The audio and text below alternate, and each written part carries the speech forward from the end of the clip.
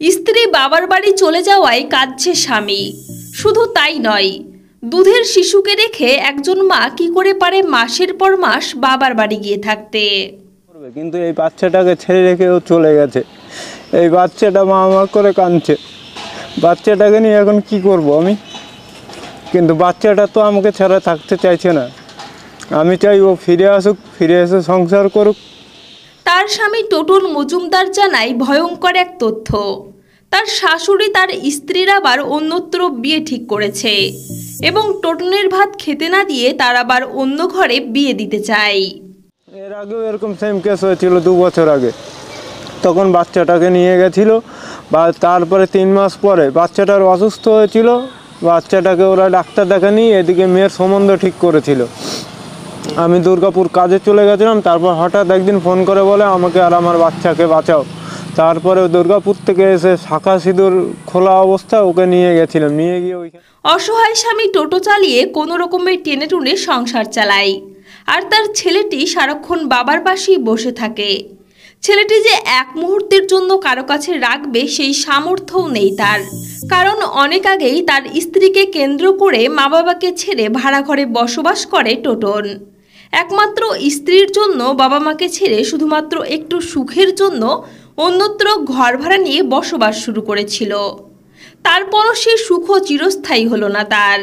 এই বাচ্চাটাকে নিয়ে সারাদিন সকালে বেরাই আর সেই রাতে ঢুকি। সারাদিন বাচ্চাটাকে নিয়ে টোটোই চালাই। আর আপনার বাচ্চা? আমার সাথেই থাকে টোটোতে। ওইটুকু বাচ্চা সবসময় টোটো থাকে? হ্যাঁ। ওর ঘুমানো, খাওয়া দাওয়া? যখন ঘুম পায় তখন টোটোতে ঘুমায়। খাওয়া দাওয়া কীভাবে করান?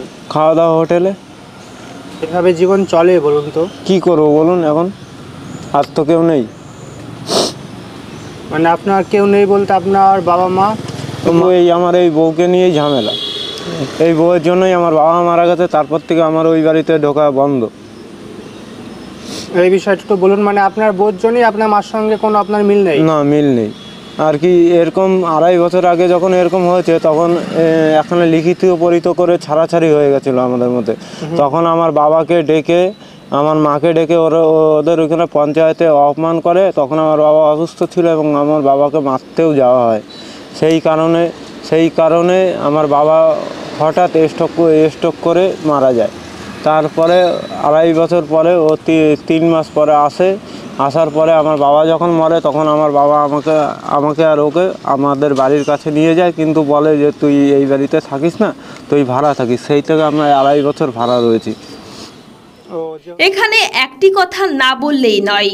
আজকাল অনেক সংসারে দেখা যাচ্ছে মেয়ের সংসার ভাঙার মেন দায়ী হলো মেয়ের মা। তার স্বামী জানায় যখন সে আমার ঘরে থাকে খুব হাসি খুশি থাকে, যখনই বাবার বাড়ি যায় তখন তাকে তাবিজ কবজ করে তার মাথা বিগড়িয়ে দেয়। এইসব মেয়ের মায়েদের কারণে কত সংসার যে এভাবে অকালে ভেসে যাচ্ছে তার কোনো হিসেব নিকেশ নেই। আপনি বলতে চাইছেন আপনার শাশুড়ি ও তার মেয়ের সংসার করতে দিচ্ছেন আপনার সঙ্গে? না, করতে দিচ্ছে না। আর সে ওর আগের যে এখানে বিয়ে হয়েছিল সেই সংসারটাও সে ভেঙেছে, আমি পরে জানতে পারি।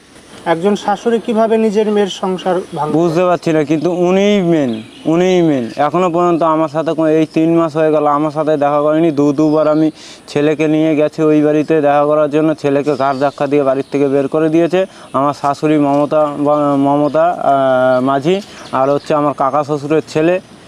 এরা 2 জন।